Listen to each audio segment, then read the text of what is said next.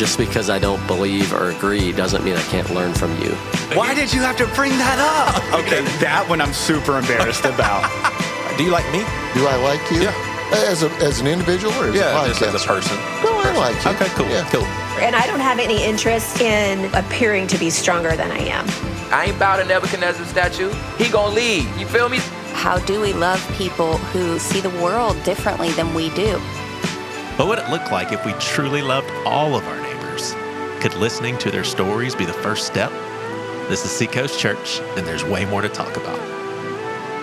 Hey guys, for Mental Health Awareness Month of May, our conversations for the next 3 episodes revolve around various aspects of mental health. And this is a topic we've talked about often on this podcast, including 5 episodes in May of last year. You can go to seacoast.org/mental health for a full list of the episodes in which mental health is the center of discussion. Also wanted to let you know that in the show notes, you'll find a few resources that may be helpful if after listening, you feel motivated to seek help or talk to someone.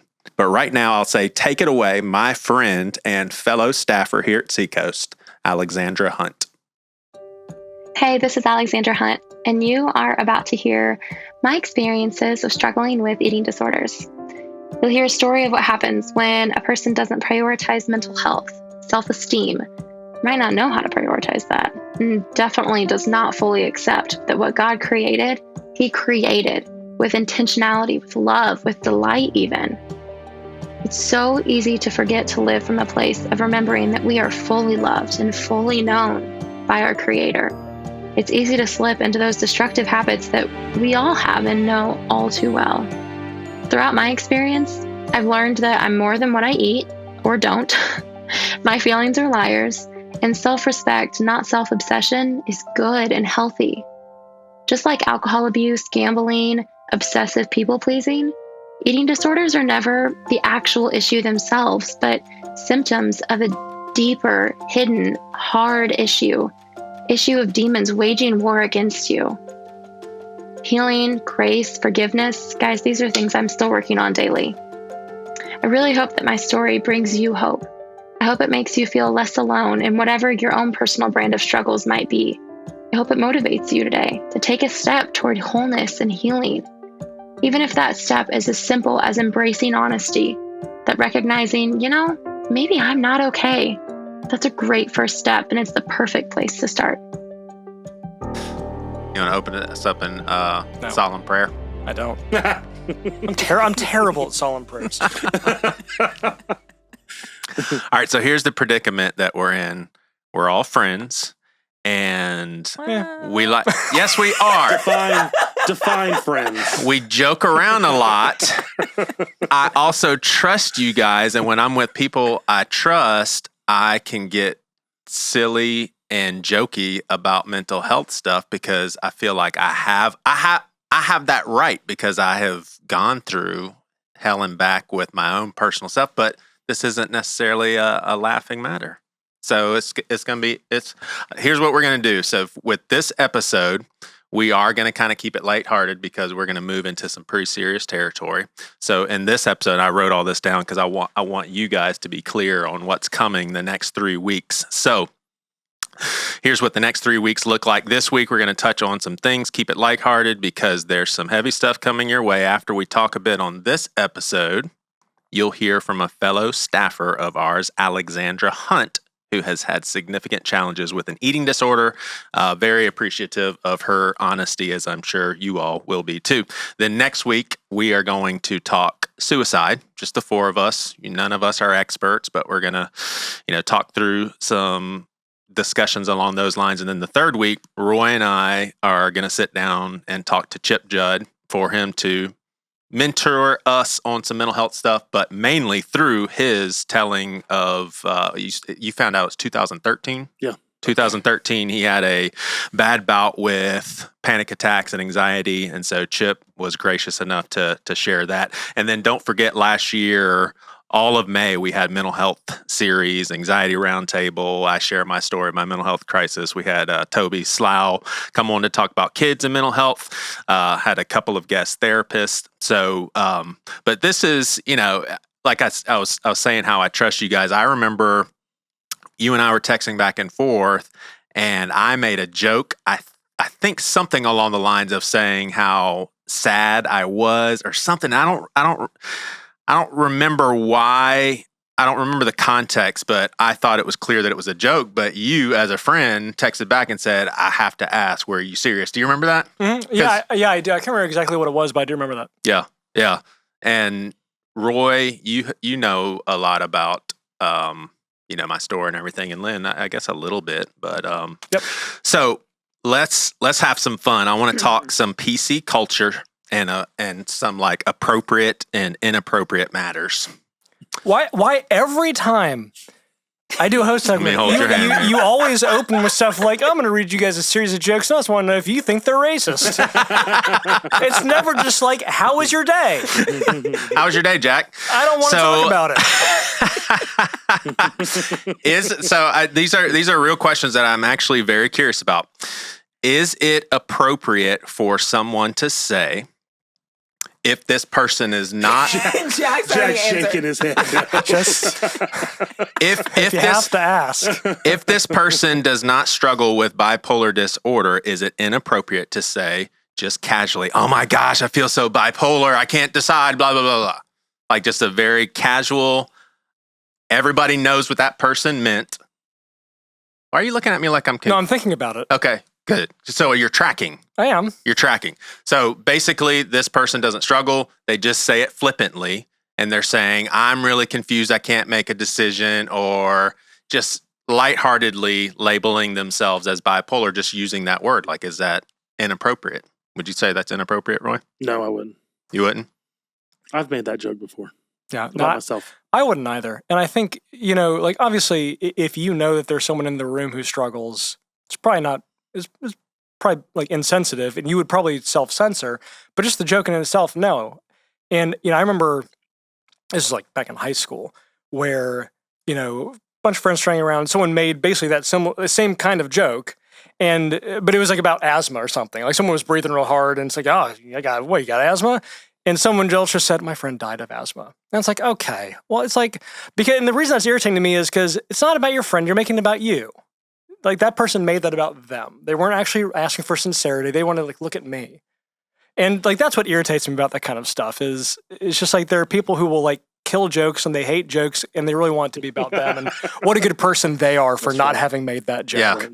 Yes. See, I think I'm a little more conservative here, and it's not a sensitive issue, but I think if you are with a group of friends where everybody kind of knows everybody's heart, you're close and everything, I don't care what you say, honestly. That's your friend time.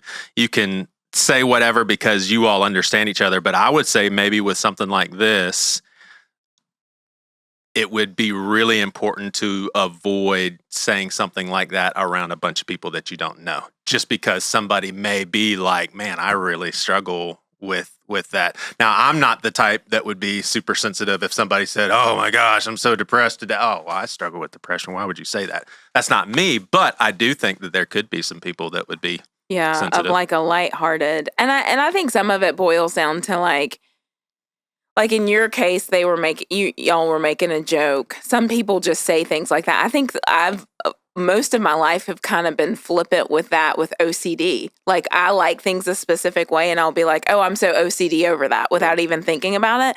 And until I was, until recent years, I never knew anybody who had OCD and really struggled with that and the anxiety that came from that. And so I just said things flippantly when someone who's struggling with it, and they may never say like, Lynn, don't say that because I struggle with it. But internally, it might put them in a position of like, this isn't a flippant thing and you're just using it in normal conversation. So I don't know. I think it boils down to like every idle word we say is going to be judged. So is it like, are we flippant with things that could, but that's something I've had to consciously not, because all my life I've been like, oh, I'm very OCD. You can't use my pen because I'm OCD. And Yeah. I think that even happened in our office. I lost my blue pen. I could not find it. I was freaking out. And then it was in he's like, oh, is this your pen? And I was like, nobody knows that I was freaking out about losing this pen.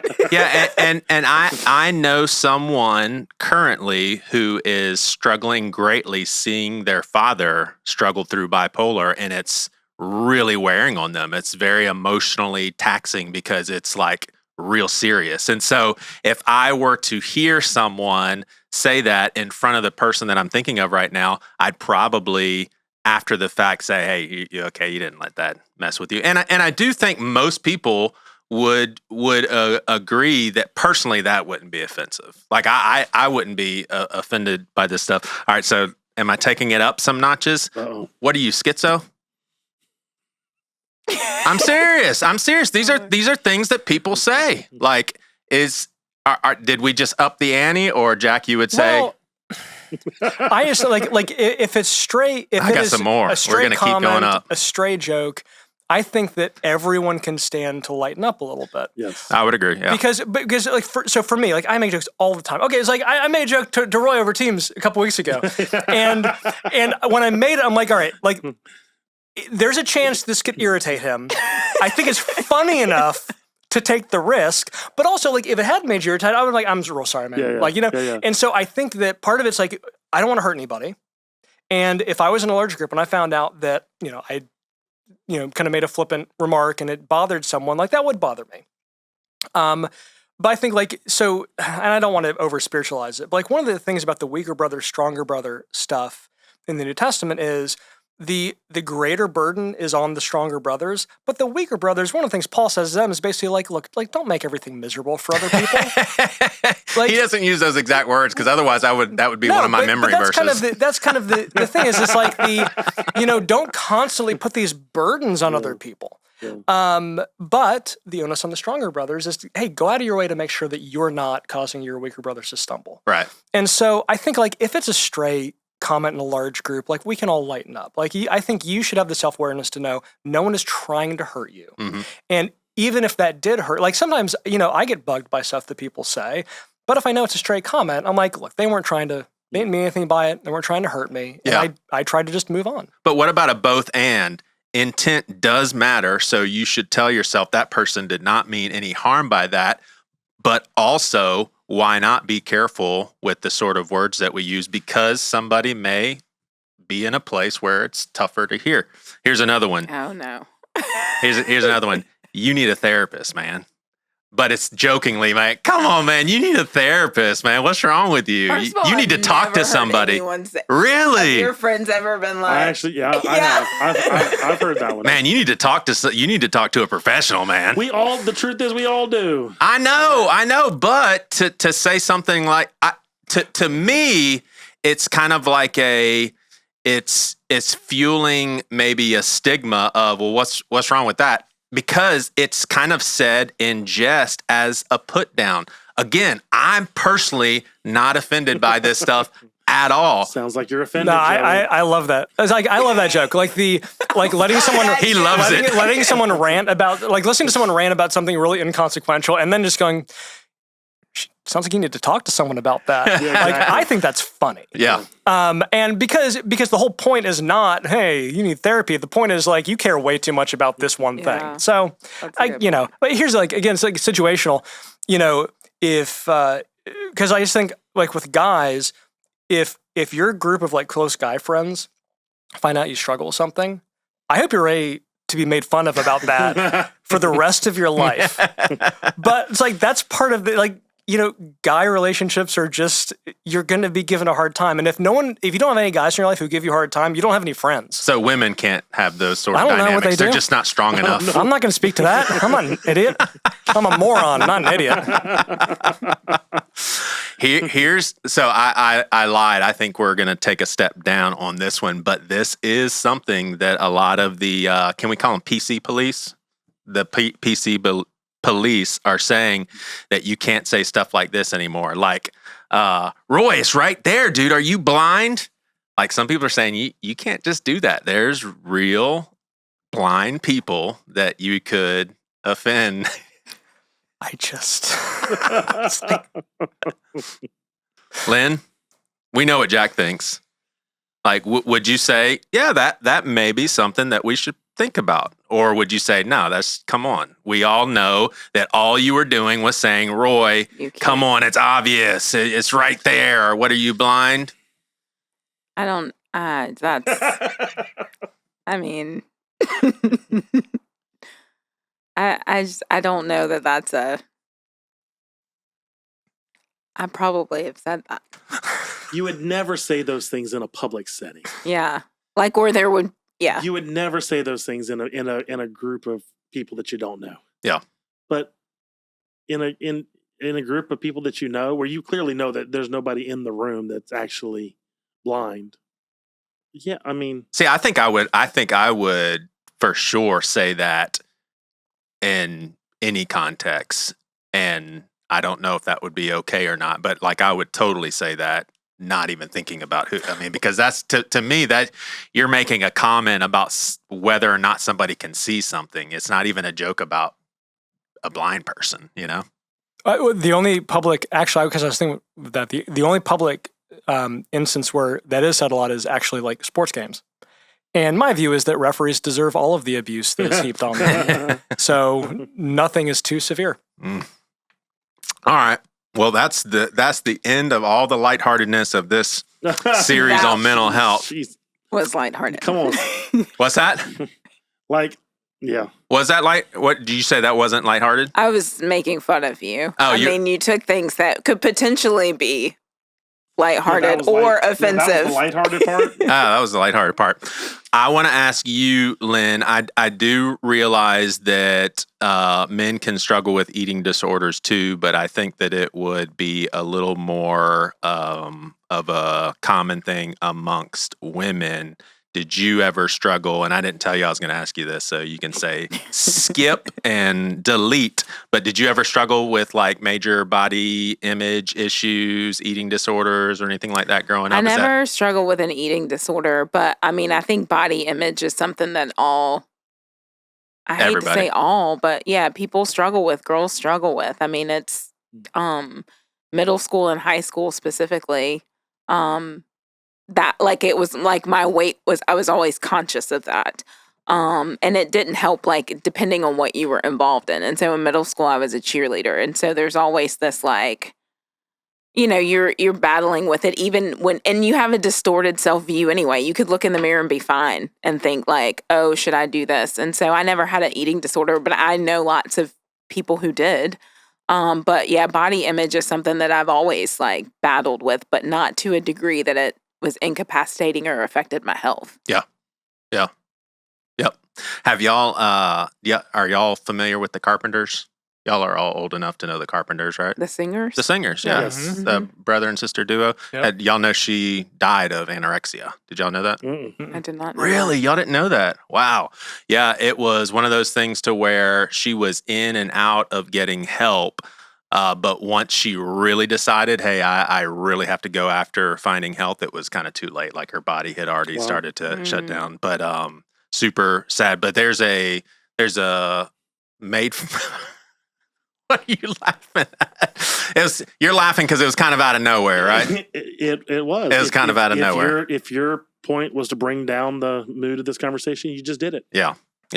Well, there was a made-for-TV movie, and we watched it as a family in the Simpson household because I wanted our household to be educated on, you know, just how crazy mental health sort of stuff can be, because it was irrational. Like you can actually watch her on TV taking interviews, and she is skin and bones, and here she is thinking that she is, you know, overweight.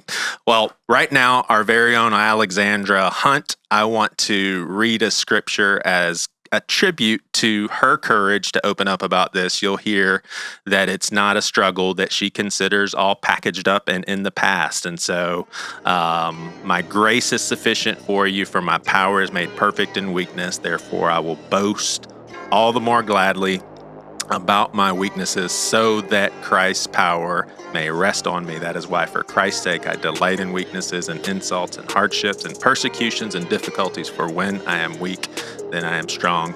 It's Alexandra Hunt. So you grew up in the Midwest, correct? In Indiana? Yes. All right. Indiana. Are you snobby like my wife? She's from Iowa, and she's pretty snobby. She always looks down on how Southerners do stuff, and she thinks Midwest is best. There needs to be more sidewalks. The customer service is better in the Midwest. Do you think Midwest is best? Okay. I'm probably in the minority that my husband and I both always joke that we were meant to be born in the South because we are more Southern than we are Midwest. But that's also the area in Indiana that we grew up in is about as Southern as the North can get, I think. So it's interesting. Well, I'll tell you what, tell me how you ended up at Seacoast, and then I'd love to know, unless it's kind of personal information, why you guys are living in two different places. Yeah. So I've always loved the Low Country ever since I was a kid. And when I got married and my husband and I were talking about just what we wanted our lives to look like, I had shared this was before marriage, but I had just shared, I love it down there. And we went down there together because he'd never been to Charleston or Savannah, and he just fell head over heels. And we kind of just started praying of like, all right, God. And it's a crazy, amazing story that I can tell today, or we can save it for another time. But the way we got to Seacoast was 100% the Lord. I mean, my had the medium version. We'll do that. My husband was the kind of guy who he loves Indiana, like just to his core. He is an Indiana boy, and he's a man. You know what I mean? And oh goodness, we were talking about moving, and he was like, I don't know. I think maybe we should, like, he didn't want to be more than 15, 20 minutes away from his parents' house, my parents' house. And it just was really on my heart of like, I don't know. I really feel like we need to be open to maybe venturing outside of Indiana. And to be fair, I'd lived in Denver, Colorado. I'd lived in Nashville, Tennessee. So like I'd been a little bit of a gypsy soul there. And sure enough, there was one night we were praying before bed, and so we'd been kind of tossing around the idea, and he called an audible, and he's just like, God, wherever you want us, if you want us in Charleston, if you want us in Timbuktu or Africa, like just whatever you want, we're game for. And I was just looked at him and I was like, what did you just do, sir? And because in my experience, bluffs of faith, God always has called, and I've walked those walks, and in a good way. It's always been amazing. But calling you up into that courage that you're like trying to teeter on. Anywho, it was one open door after another. I mean, we put our house on the market, and our realtor called us the morning it went live, our house here in Indiana, and she's very conservative on pricing of, hey guys, I really think we should go in. It was either 30 or 50,000 higher. Then it was in the middle of the crazy real estate boom. And we're like, okay. And that night we got a cash offer as is, asking price. They wanted to close like quickly, as in they wanted to close the day. It ended up being the day we were scheduled to move to Charleston. They wanted to close the day before that. So it was just, his dream company that he wanted to work for had his exact dream position open.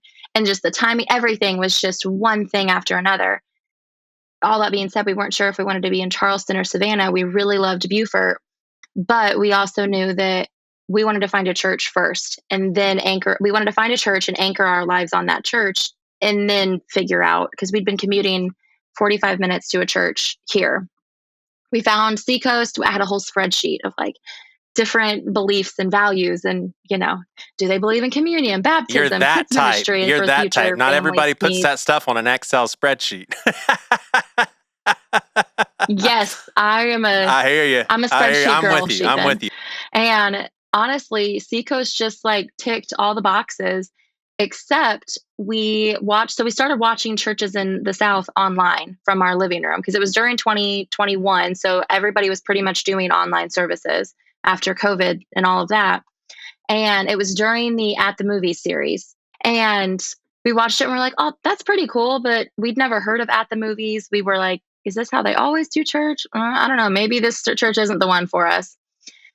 We come to Charleston to do a visit to make sure, like, we didn't want to move there sight unseen. He'd never been down there.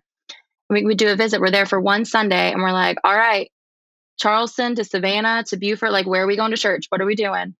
And we came to Seacoast and we were like, oh my goodness, this, like, as soon as we walked in the doors, you can just feel the Holy Spirit moving and alive. It's like, I kind of joke that the Holy Spirit's just in the vents, like just in the air around. And we both were like, oh wow, there's no question this is our church, which was funny because we didn't want Charleston. Like, we wanted Beaufort, we wanted Savannah. Charleston was like, we'll drive through Charleston just for the sake of like ticking the box, but like, we don't want to be in Charleston. And then Seacoast it changed our entire, really. I'm glad that you guys are here, but I wish more people didn't want Charleston because it's getting too crowded here. You know what's so neat about your story is I bet you so many people say the same sort of deal because my wife and I had a similar experience in 2002.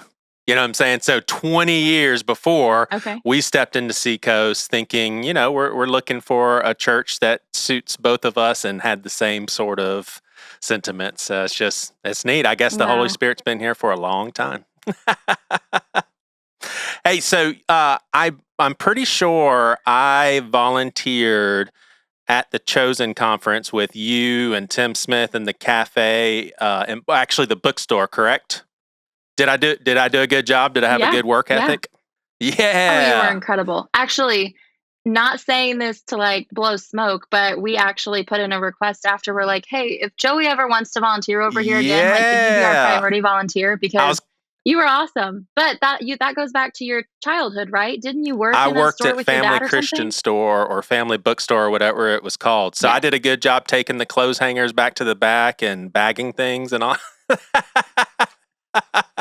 Oh yeah. It is really neat though, because Seacoast has become such a large staff. It was like, I'm meeting you for the first time. I didn't even know who you were. It was neat to get to know you because, you know, Mr. Tim and I go way far back. So I appreciate you having this conversation. We're spending a couple of weeks talking in a deeper fashion about mental health.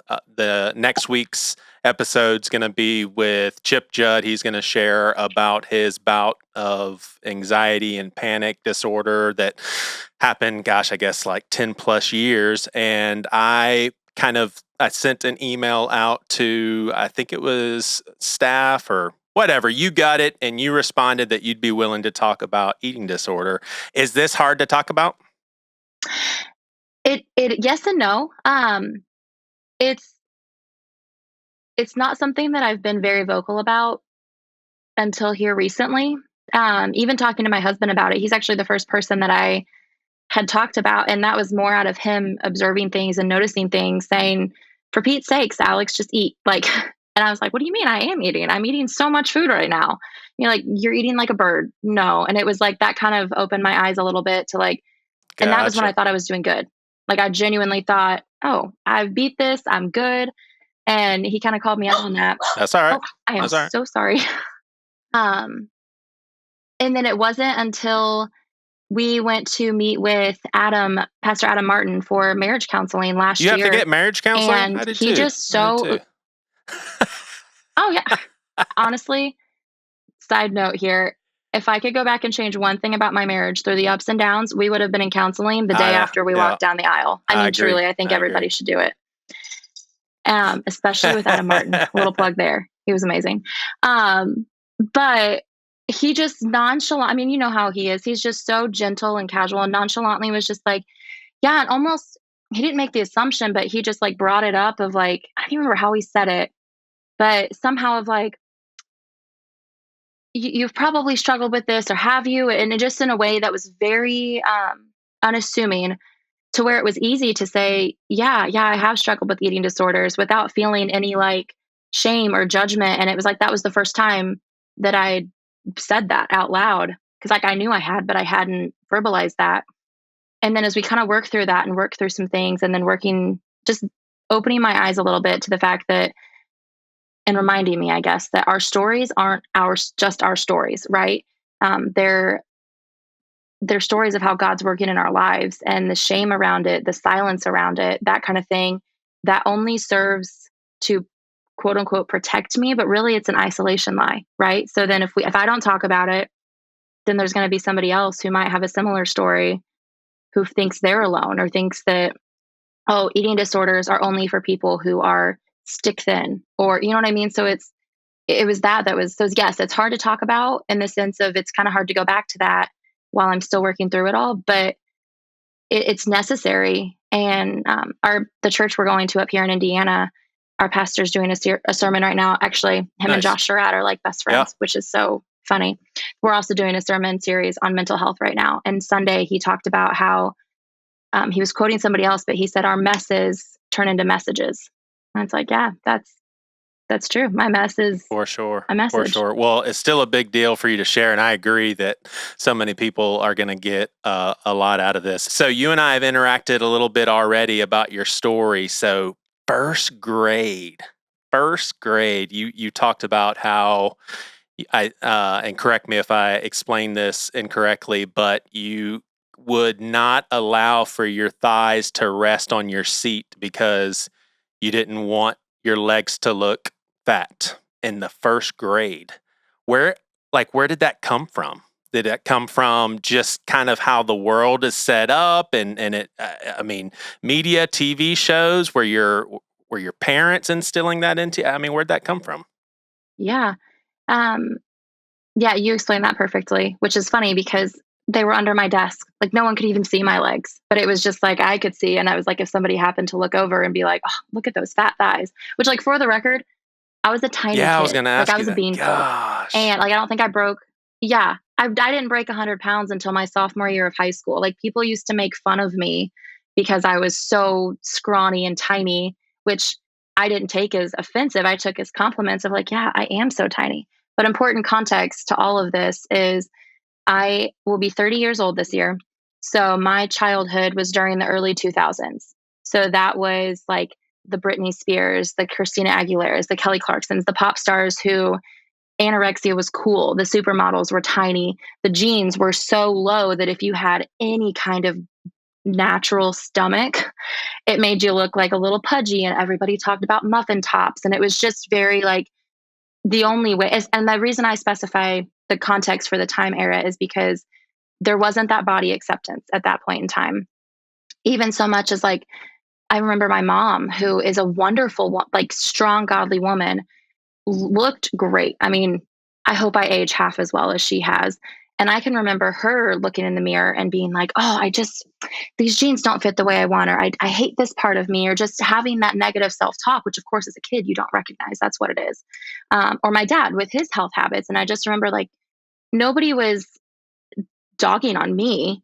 It was just more of, I was aware of my surroundings and like, okay, well, this is the standard, skin and bones, not like an inch of fat. Like I remember watching TV shows even where like if a girl could like grab her side and there was any pudginess, she like wouldn't eat, or she like that was just cool. That's so interesting because hearing about your story before this conversation, I just assumed in the first grade you were a cute little pudgy girl, and you're saying that so this is completely irrational.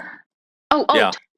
But when I was growing up, it was the TV shows were all coming out of Southern California, right? So you had that, and that was the ideal life. So it was friends who wanted the chunky highlights. It was the older girls in high school that you would see that you look at them and it's that reality.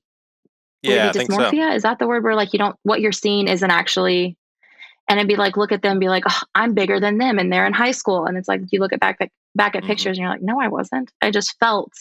And so it's recognizing, like bringing the reality with the image that you have of yourself. And it took a very long time for me to be able to like see what was actually in the mirror and not look in the mirror and put a circus mirror for sure. on myself. And it seems like this is something that, gosh, it had a hold of your life. How early did you start your nighttime exercising? And my gosh, you were aiming for 800 sit-ups.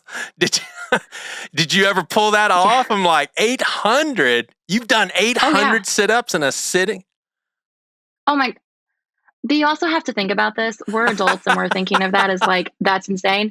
think of a little kid with like boundless energy and like elastic muscles that just can do anything. I still think you're So that is- superhuman. 800 of like anything along those lines is pretty incredible. That's awesome.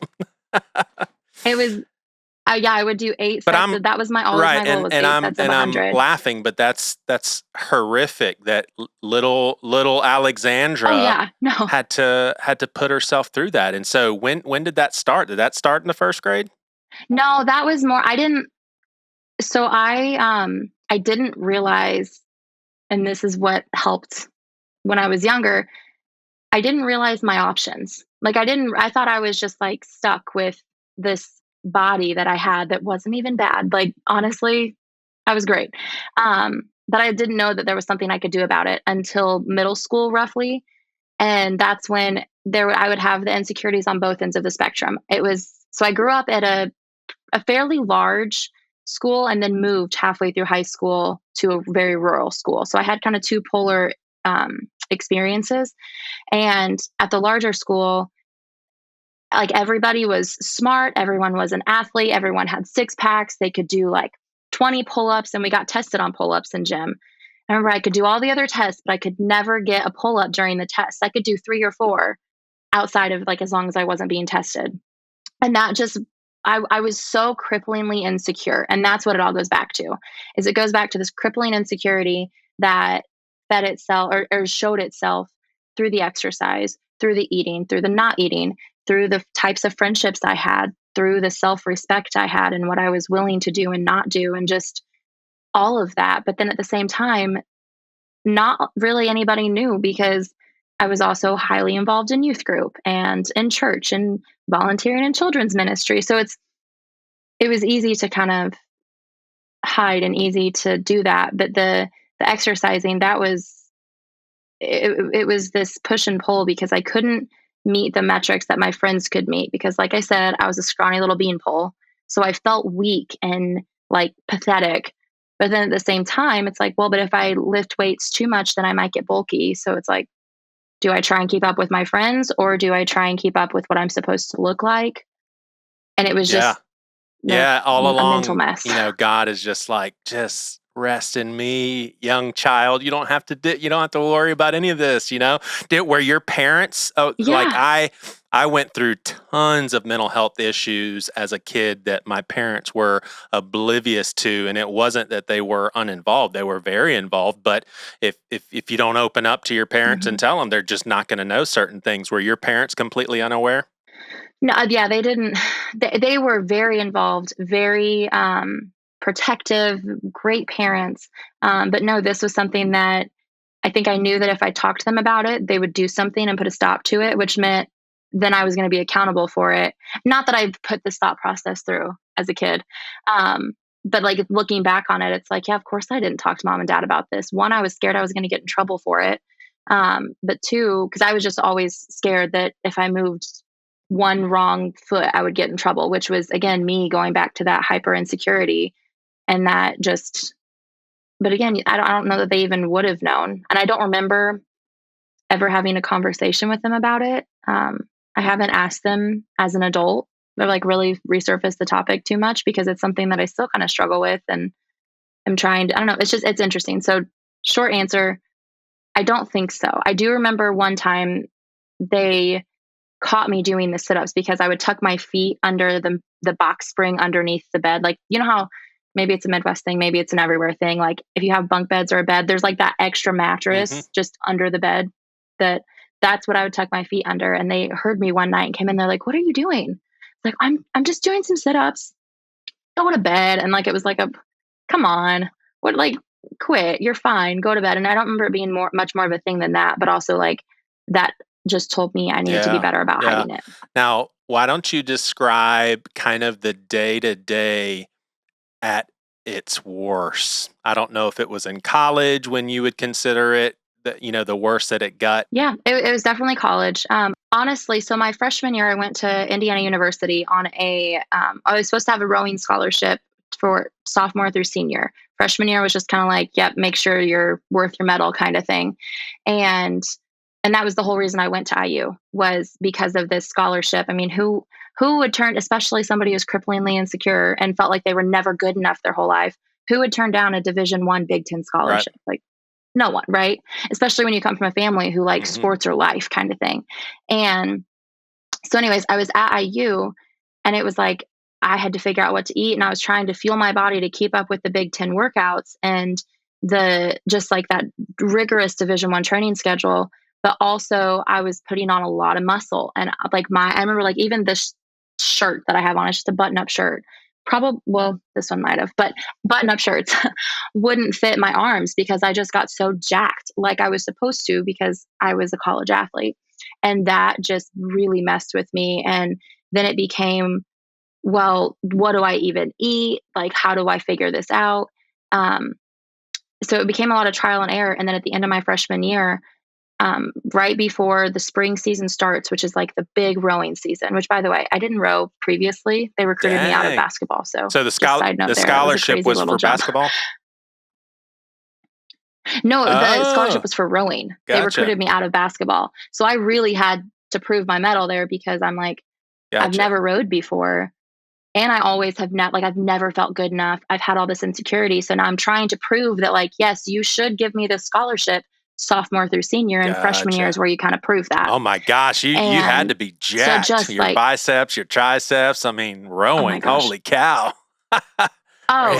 Six pack, jack triceps. I was like, man, if I only this body size was like 4 sizes smaller, I'd be great. But anyways, I got injured during our training program and actually had a broken leg because of like a stress fracture that got so bad that I just kept pushing through that ended up pulling me out for a couple months. And I worked my way back. I earned my seat back in the boat. I competed at Big Tens. And they kept promising me the whole time, like, oh, your scholarship's fine. Your scholarship's fine. We're still good. Big Tens ended, went into the meeting, like all excited, ready to sign the paperwork. And they were like, well, we've decided to give it another year and we'll see where we're at next year. And it was just devastating. It was like I sacrificed, like I felt like I had sacrificed and surrendered my control over my body to make it what they wanted it to be, which I already had those body issues. And then it was like on top of that, I came back early from the injury for the sake of like proving that I was committed, and it just knocked me down. And so from there, it was like, why even exercise? Like I had this twisted mentality of like, I'll show them I'm not going to exercise anymore. Like I'm transferring from IU. I'm just going to quit exercising. I'm going to eat what I want, as if me being unhealthy, they cared in any way. You know what I mean? So it was just it was just so much hurt and so much like validation of all of those fears of like, you really aren't good enough. You really like, no matter, you did the best you could and you still weren't good enough. And it was devastating mentally, physically. And after that, I put on, I don't know exactly how many pounds I put on, but looking back at pictures, I'm like, girl, like, what were you doing? And both sides, one of like, that temptation to be disgusted with myself because of that internal struggle of like, oh, what were you doing? But then also that, oh, honey, like I just want to go give her a hug and be like, it's okay. And I bet I didn't exercise at all for a solid year because it was just my way of, that was the one thing I could control. It's like they made me exercise to the point of injury. Yeah. So I was like, fine, I'm not going to do it. Joey, I was so messed up mentally of like, I was not okay. And I went from like truly the summer to summer, even looking at pictures, summer after I graduated high school, I was on the county fair queens court, like role model for little girls, healthy, fit, like just in great shape, to the next summer of like, oh my goodness, girlfriend, you swelled up like a tick. Like, what is going on? But it was that. And it was in the back of my head of like that, if I don't exercise, I'm going to gain weight. But then there was almost that, well, maybe that's just my destiny. Maybe I'm just going to be overweight the rest of my life and unhealthy because that's what a lot of my extended family is. And maybe that's just my lot in life. And this is where it starts. And so now we're in territory of you definitely legit were overweight and unhealthy. Is that safe to say? Okay. All right. And so when did the binging and forcing yourself forcing the food out? When did that start? And would we call that full blown bulimia? Yeah. I don't know. I don't want to pretend to be an expert in eating disorders. I can only speak to my own experience. What I can, probably somebody else might say that, who knows more. But I would say that, yeah, I was going to school full time. I was working full time in the hospitality industry, crazy hours. So sleep schedule was off, dietary habits were off. I was exhausted. I was stressed. My mental health was garbage. And it was like, I got to the point where I was like, I justified it by my life's so crazy. I'm just going to eat what I can. And then that regret would happen of like, oh, like I remember there would be times I would be coming home from working at the JW Marriott in Indianapolis at like 2 a.m. and I had not eaten and I was so hungry. And I would stop at a I passed 2 Steak and Shakes on my way home. And there was like a couple months there where I would stop at one Steak and Shake and get a full meal and then keep driving and be like, I'm still hungry, and stop at another Steak and Shake and get like a couple extra fries or chicken tenders or whatever. And it was like, even as I was doing it, I felt disgusted with myself of like, one, just from a normal healthy standpoint, like that's not healthy, but also from that, like, no, skinny, like stay fit, stay healthy. Right. Of like, what are you doing? Like, what are you doing right now? And it was just, it was a mess. But that was when I would get home and I would be like, what did I just do? I need to get this out of my system. And then I would make myself throw it all up. And then it was this downward spiral of this cycle of eating, throwing up, not eating anything. And it was kind of all into like living together of, I just won't eat today and I'll make up for overeating yesterday. Right. Or, you know what I mean? Like it was just kind of everything going together. Your whole life centered around this, it sounds like. Yeah. Yeah. Yeah. And it showed itself in stuff like that, because the eating disorder wasn't the issue. It was the self-image, the insecurity, the like low self-esteem. And it manifested in so many different ways outside of just the eating disorder. And it's like, looking back now, I'm just like, oh. I've done this before when I have reflected on my younger version, struggling with depression and anxiety and all of that. Have you gone through like a grieving process that included like a empathetic, sympathetic grief for your younger version? Like, I feel so bad what that little girl had to endure. Have you had feelings like that? Oh my goodness. Yeah. Because I mean, you mentioned depression and anxiety. That was running my life. I mean, it was the mental health side, not that eating disorders isn't mental health, but it's like, that's how the mental issues manifested physically that's the best way to say it. The mental issues I had were manifested physically through the eating disorders. Yeah. It just, especially like working with younger girls and being around younger girls, whether it is mentorships or whether it's volunteering in youth ministry or that kind of thing, just hearing, even in my own family, cousins, younger sisters, just anything of like hearing people talk about themselves, it breaks my heart, and it makes me want to cry, because I've been there, and I wish I could go back and tell my younger self of like, hey, you're loved. Like, just believe that what God created, He created. Like, He didn't just like, you weren't a spare part, or you weren't something that was just like left over or an accident. Like, He took the time to create you. Like, that in and of itself should change the narrative. But and I've even found that posture is pretty therapeutic for me. And I think the first step in me understanding, self-love, like Jesus says, love others as you love yourself, but it really didn't click. What does loving myself look like? I think my baby steps into that was thinking about the younger version of me and really grieving what I had to go through. And that younger version still kind of resides in me. You know what I'm saying? Like, all that stuff is still there. So yeah, it's a deep, profound thing to do for sure. When you started to, like, you actually said that God opened your eyes at some point, I think 26 years. I don't know I think you said in your marriage is when things started to turn around. Like, what was there, like an aha moment? Is this when your husband clued you in? Like, how did things start turning around? I would love to say that I was like humble and open and like just so receptive to my husband's comments. That's a lie. I totally blew him off. I was like, listen, if you like what you see, then you just need to suck it up because this is what it takes to have like to look like this. And I did look good at the beginning of our marriage. And it was like, okay, whatever, kind of blew him off of like, you just don't get it. You don't get what it's like. And it really wasn't because I thought I was in a good place. I really did. Like I had lost the weight. I had learned that I don't have to kill myself in workouts. Like I had so much growth. I mean, seriously. And I was in such what I thought was a good place. And like I said, he tried to like, hey, you got to eat more than chicken and celery. Like, cause celery, negative calories. And that's just would be my main meal. Not good, by the way. Don't do Anybody that. listening, don't do that. Like, I'm not giving you ideas. It wasn't until we started trying to get pregnant and we had a year of just no success, not even like a glimmer of hope. And we were at the doctor and she was just talking about like, well, you have PCOS, which is polycystic ovarian syndrome, which basically means that a lot of things, but one of them is that you don't ovulate.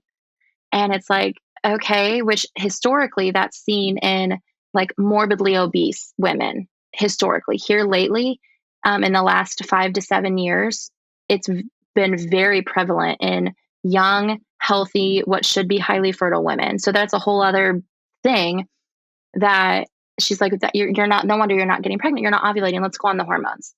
And it was like, all right, let's do the hormones. Still doing the same eating plan I was doing. It was either drastically there because that's still in my life.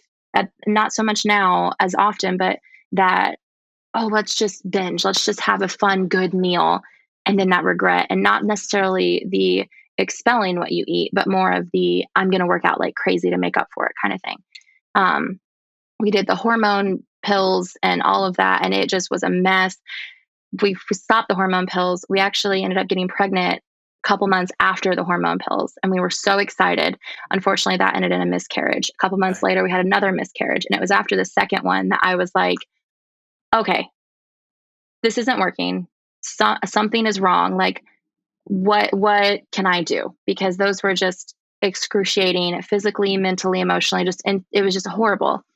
And it wasn't until I started learning, because it was around that same time that I started learning about pro-metabolic eating and how it's the biggest misconception about metabolism is that it slows down as you get older, when in reality, age and metabolism are just, they happen to coincide. It's not because of each other. And how if you're feeding your body what it needs the way God created it, then your metabolism stays healthy and you don't go through that slump, or that slump is easier to adjust to. And just learning all of these things of like, well, what does my body actually need? Time out. It needs more than 800 calories a day. What? That's crazy talk. Or, it needs more than chicken and celery and salads, which I didn't eat salads because I felt like I had to. I genuinely have always loved salad. But it's like, salad's really hard to digest. What are you talking about? Or, I've always avoided dairy. I've done the oat milks and the almond milks because dairy, like, one, it does upset my stomach, but two, it's like, oh no, dairy's big no.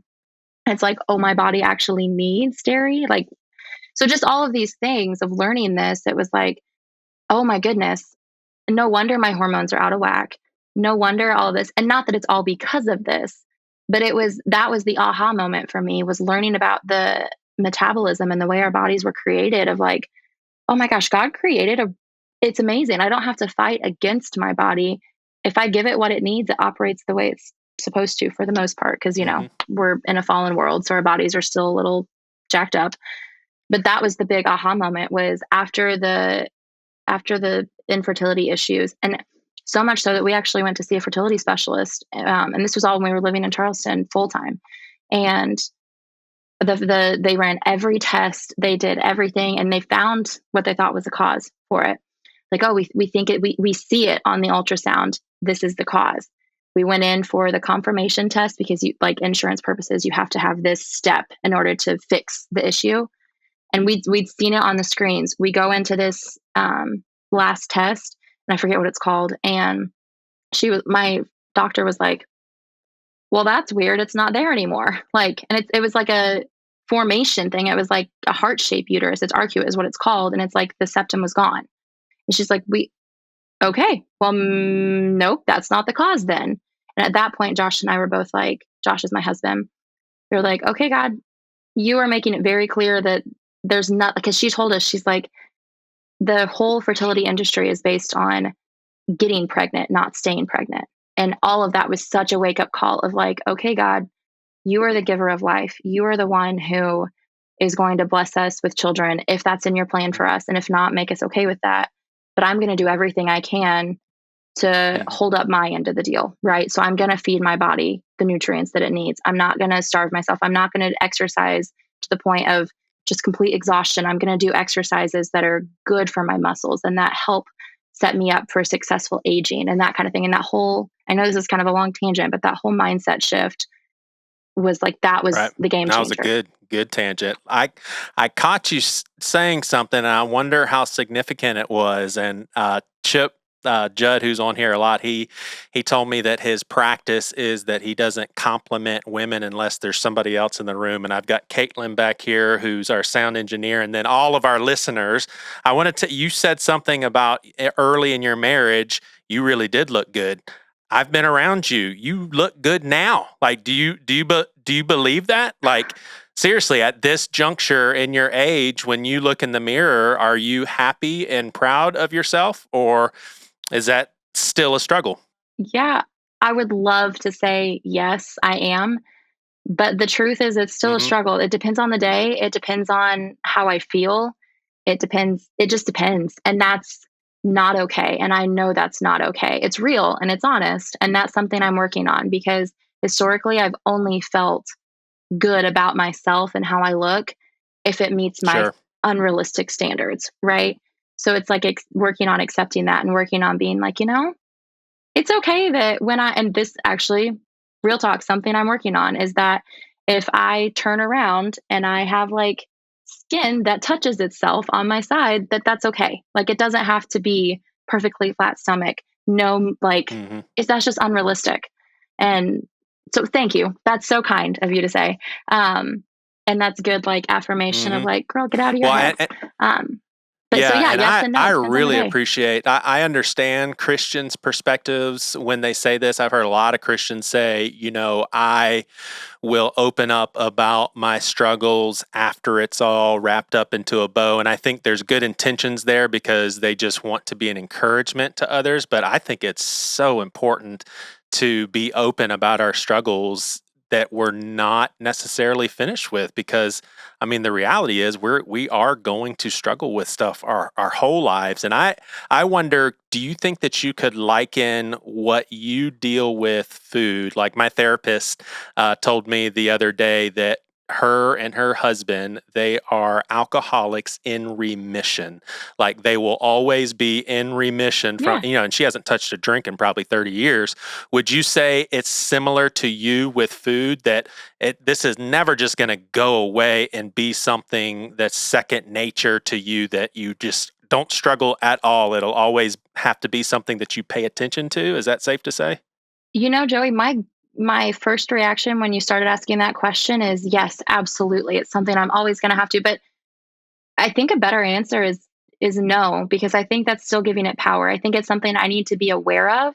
And I'm grateful that my husband is so loving and supportive and aware of it with me, because he can help keep me in check with that. But that also means that and from my perspective, in this and in my life, I don't want those generational chains to continue. Like, I want it to be something that I'm aware of and that I'm intentional about, but and that's what I'm doing, as I'm trying to create, and that's what I've been doing, is trying to create a life where I have habits and I have routines to where I don't even, similar to like, for somebody who struggles with alcohol, they're not necessarily going to go meet their friends at the bar. They're going to find a different location. Sure. Same kind of principle of, I see how this struggle has impacted speaking just even to the women in the family, my grandma, my mom, my siblings, like my sisters, but even beyond that, it's like, I see how that is impacted throughout generations of the insecurity, the low self-esteem, the struggles with weight and size and body image and all of that. And it's like, I remember in high school, my mom was a smaller pant size than me. And not because she was unhealthy. She looks great.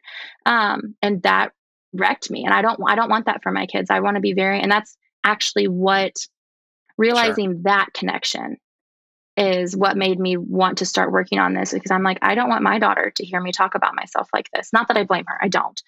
I hope that is not at all how that comes across, but it's like, I don't want my daughter to hear me frustrated. I want her to hear that there are things that I want to improve, but one day I don't want her to be like, I don't know. I want that generational like demon and sin to stop with me.